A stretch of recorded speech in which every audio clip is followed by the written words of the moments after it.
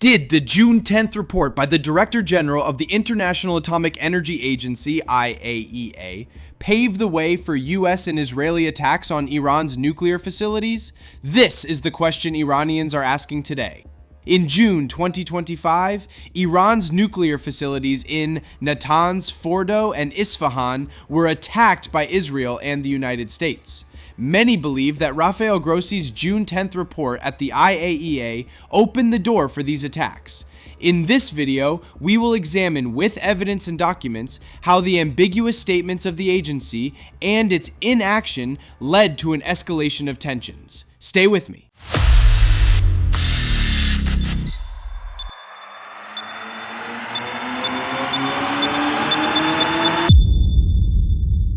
A brief history of Iran's nuclear program.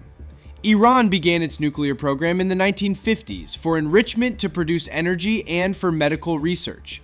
Facilities in Natanz for uranium enrichment, Fordow for research, and Isfahan for fuel production all operated under the supervision of the IAEA.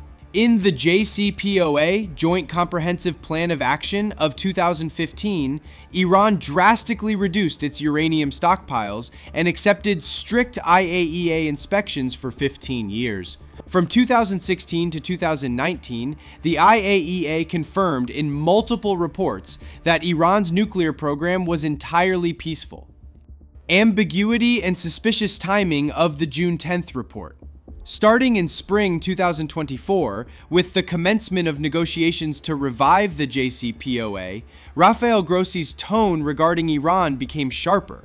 In February 2024, he stated, "Iran is not entirely transparent regarding its nuclear activities, which increases dangers, particularly accumulation of complexities in the Middle East." In February 2025, Grossi claimed that Iran had reached near weapons-grade enrichment, without mentioning that this enrichment was for medical purposes and under IAEA supervision. These statements set the stage for the June 10, 2025 report. This ambiguous report was published with suspicious timing, mentioning unspecified activities and small amounts of enriched uranium in several undisclosed sites. It was issued just before the IAEA Board of Governors resolution and the start of Israel's aggression into Iranian territory. Iran's Foreign Minister Abbas Araghchi called this report one-sided and based on false information. Russia's Foreign Minister Sergei Lavrov stated, "This report was a pretext for Israeli attacks." The question is, why did Grossi present such an ambiguous report despite the IAEA's previous confirmations? Did the Board of Governors resolution and the Israeli attack on Iran, each just 2 and 3 days after the June 10th report, happen by chance? IAEA inaction against attacks.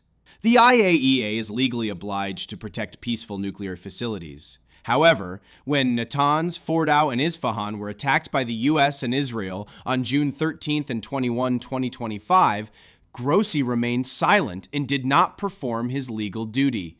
He merely stated that the agency is monitoring the situation and called for restraint. Mohammad Eslami, head of Iran's Atomic Energy Organization, called this inaction contrary to the IAEA's duty. Mohammad El-Baradei, former Director-General of the IAEA, considered attacks on nuclear facilities a violation of international law, which prohibits the use of force against nuclear installations. Can we interpret this lack of condemnation as further evidence that the June 10th report gave a green light for US and Israeli attacks? Leak of IAEA information to Israel. Iran claims that sensitive IAEA information, such as surveillance data, reached Israel and assisted in precise attacks on its facilities.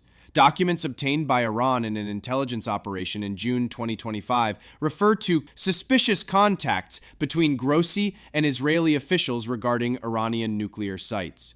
The precise attacks on Natanz, Fordow, and Isfahan, and the assassination of at least 14 Iranian nuclear scientists from June 13th to June 24th truly raised the question, is the IAEA siding with Israel, and did confidential information reach Israel from Iran? Grossi denied these accusations. However, His silence regarding Israel's nuclear program further strengthens the theory of the IAEA's lack of impartiality.